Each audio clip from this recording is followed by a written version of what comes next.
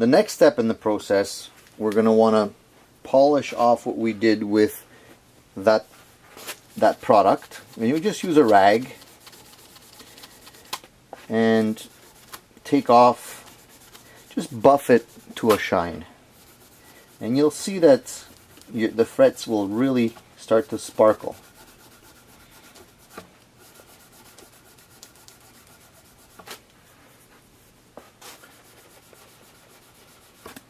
Again, you got to go through the whole process, the entire neck. You don't want to miss any frets, just do them all.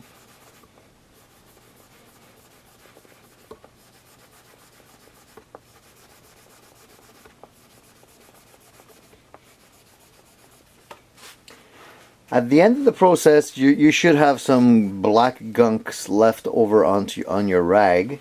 That's pretty normal. And your frets should be nice and shiny.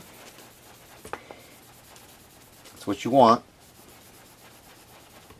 They'll look like new, basically. Okay, now the next step is to take your fret protector tape off. Just take them all off. And what we're going to do is we're going to take the fretboard and we're going to oil it up. And the reason you want to oil up your fretboard is to keep it from drying out. You don't want to do this with every single fretboard. You want to do this with fretboards that are not coated with a polyurethane. A lot of the maple fretboards are coated in the front. You can actually feel that there's paint in there. You cannot actually feel the wood grain. So you don't want to necessarily do this step with those kinds of necks. You want to do this step with types of necks that are porous and open, like this rosewood neck. And what we're going to use is some lemon oil. This is Old English lemon oil. You can get this from pretty much any hardware store. And a bottle like this is going to last you forever. You can buy lemon oil also from your Guitar Center. Typically they'll charge you a lot more. It's basically the same product. And they'll just call it, fretboard polish or whatever. It's the same stuff. So you can save yourself a couple of bucks just by this here. And all you really need is a drop. You don't need a lot. And you want to be applying it with a clean cloth. You can see I just have a drop there. And what I'm doing is I'm just applying it. You'll see that the richness of the color of the fretboard will come out quite a bit, and that's what you want. You want to give it enough time to absorb nicely into the neck, and then we're going to wipe it off. You don't want to leave it there. You want to clean it. Okay, so we'll go through the whole neck again.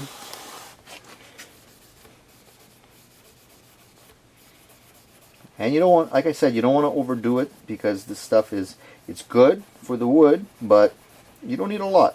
A little dab. A typical bottle like that could last you for years, depending on how many guitars you're actually doing this process on. And once it's applied to the entire neck, you want to leave it there for a little bit, just to allow it to absorb into the neck. And then again, with a clean cloth, you just rub it off. The neck will take what it needs. Typically, you don't have to worry too much. The neck will take just the right amount of what it needs, and the rest you can polish off. And it makes the neck wood look a lot darker, a lot richer. It really gives it a nice appearance. You don't want it to be dirty. It'll clean it up. It'll also keep it conditioned when it gets dry. Excuse me. A lot of times when necks get dry, they kind of peel out a little bit. You want to have a nice dark wood.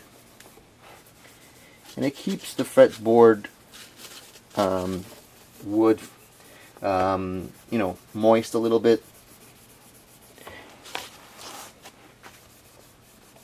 Again, you can't do this on a polyurethane finished neck.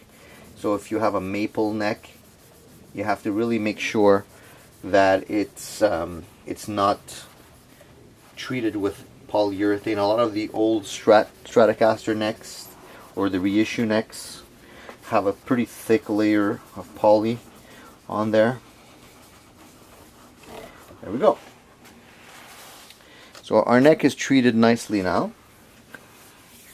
So the next step that I like to do before moving on to, you know, intonation and stringing up the guitar is I like to make sure that the nut on the guitar, and I'll just focus on that, I like to make sure that the nut on the guitar is lubricated. A lot of people forget that the nut is a point of friction. So when the strings slide along the neck, what ends up happening here, when the strings slide along the neck, the nut slot, if the slots are not cut properly, they can snag, and that's gonna cause some tuning problems or tuning issues where, you know, you bend your string and it goes flat or goes sharp and doesn't return to pitch. So what you can do to avoid that is apply just a little dab of grease, of white lithium grease. And again, this is something you can get from your hardware store. It's just it comes in a tube, nothing crazy. Actually, it's a pretty big tube, but you don't need such a big tube. You can get something a lot smaller. This will last forever. And I like to do that with a little toothpick. So I take my little container of toothpicks that I showed you earlier, and I just dab it into the grease. Take a small amount of grease. You don't need a lot. And again, a tube like this will probably last my entire life for the amount of grease that you actually need. So you take the toothpick and you just apply it in the slots. You don't need a lot. And then you're going to clean off the excess. You don't want it to be messy.